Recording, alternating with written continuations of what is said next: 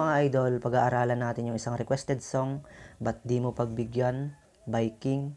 Wala tayong gagamitin kapo. Simulan na natin guys. Bali ganito lang yung intro na ituturo ko sa inyo. Tugtugin ko muna.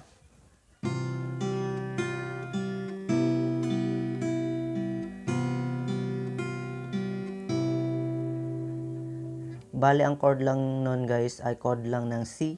Pero ganito yung magiging position ng ating C. Pansinin nyo yung aking hintuturo. Pipindot ko yan dun sa first string, dun sa first fret. Diba yung normal C dito sa second string yan nakapindot, ganyan.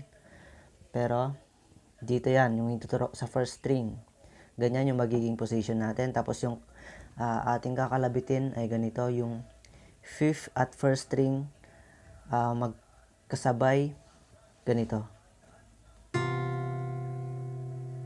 Then next nakakalabitin nyo ay yung third string. Yon, bale open yun, naka-open. Basta ganyan yung position, guys. Ganun siya.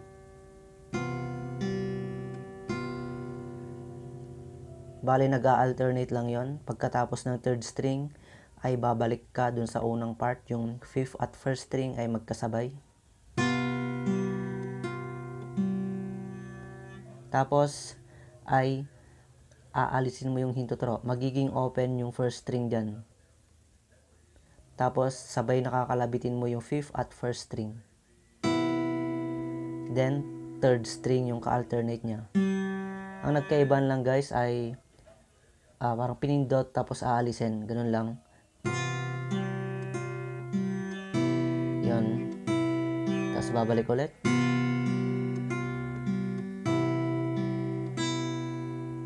Yun, ganun lang yung intro niya guys. Tapos, sa kanyang verse ay ganito. Magno-normal C ka na, yung ganito. Second string sa hintuturo. Yung hintuturo dito na sa second string sa first fret. Tapos yung pag-pluck natin dito, ganito lang naman. Nagsasabay yung fifth at ito, 1, 2 na string. Then yung ka-alternate nila na kinakalabit ninyo ay yung third string pa rin.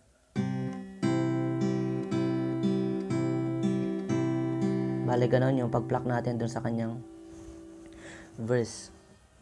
Okay, tugtugin natin.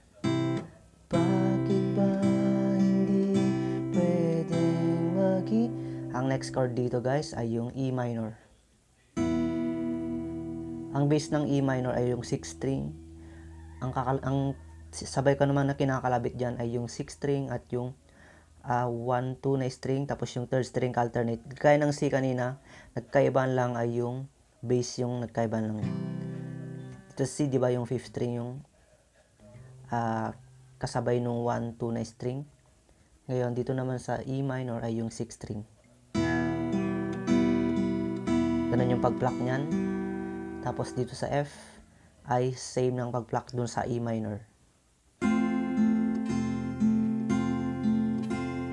Then G, same pa rin. Same dun sa F.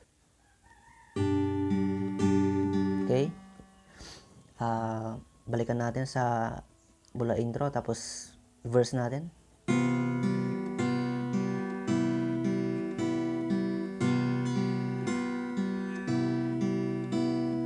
Bakit ba hindi pwede maging tayo? Ang nais mo ay kaibigan lang ako. Then babalik ka sa C. Tinamdam ko ng lubos ang mga sinabi mo. Yan. E minor.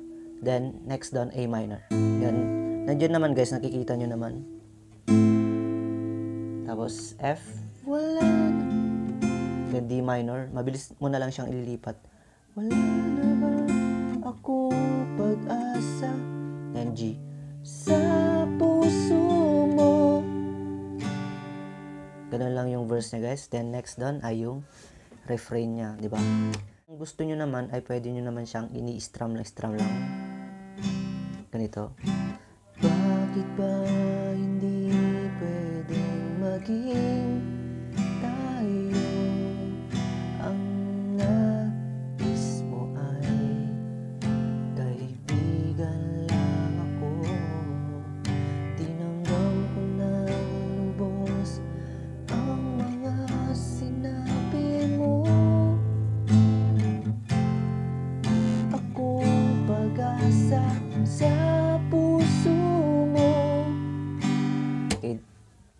Sa refrain tayo guys.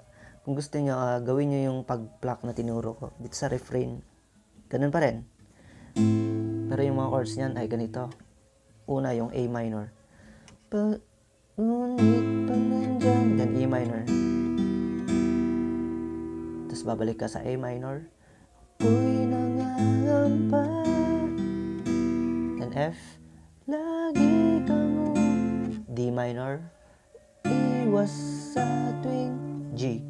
Lalapitan kita. Ulitin natin.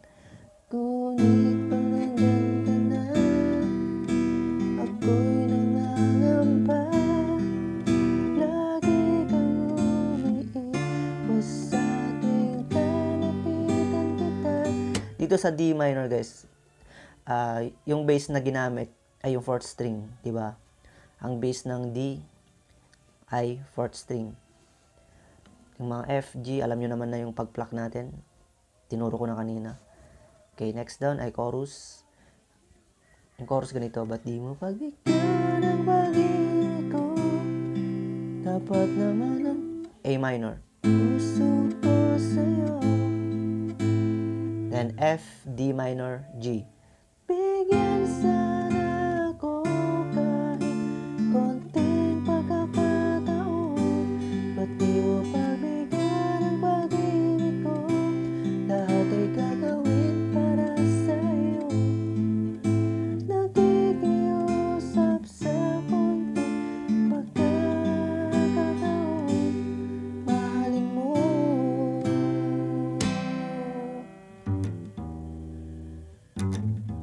Okay? Bago pumasok sa second verse guys, pwede nyo gawin to.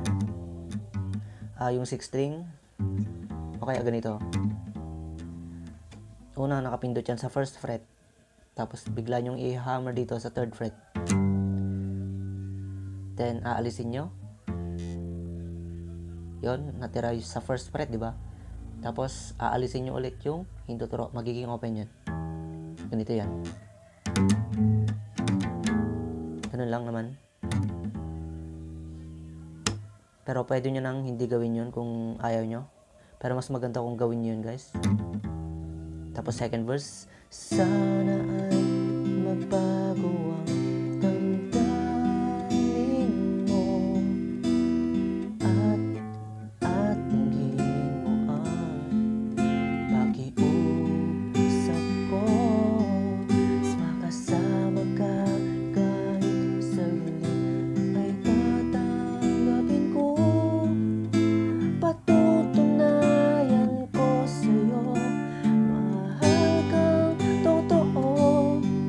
Okay, then refrain ulit. Ngunit pag nandyan ka na. Ang ginagawa ko rito guys ay yung unang tinuro ko, yung kinakalabit ko. Yung nagsasabay yung bass at yung 1 and 2 na string. Ngunit pag nandyan ka na, ako'y walang magawa. Lagi kang umiwas sa ating lalapitan kita. Chorus ulit. Ba't di mo pagbigyan ang pag-ibig ko? Dapat naman ang puso ko sa'yo.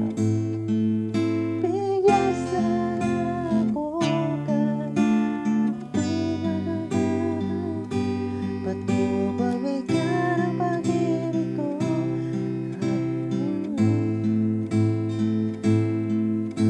Nakikiusap sa konting pagkakataon. Mahalin mo. Okay, then tataas siya dito guys ng isang note. Natapos tayo dito sa C, di ba? Okay. Pupunta tayo sa A. Parang ito yung A yung magiging buwelo niya. Tapos yung mataas na chorus, ito na. Pati mo mabigyan ang pag-ibig ko.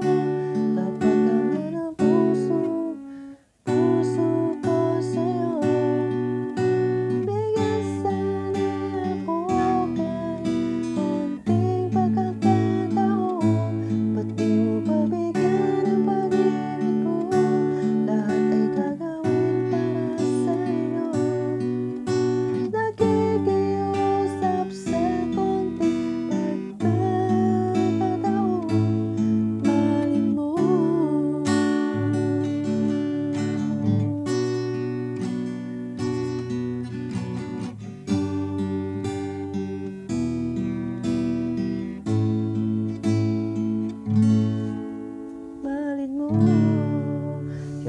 Nandiyan naman sa screen guys yung mga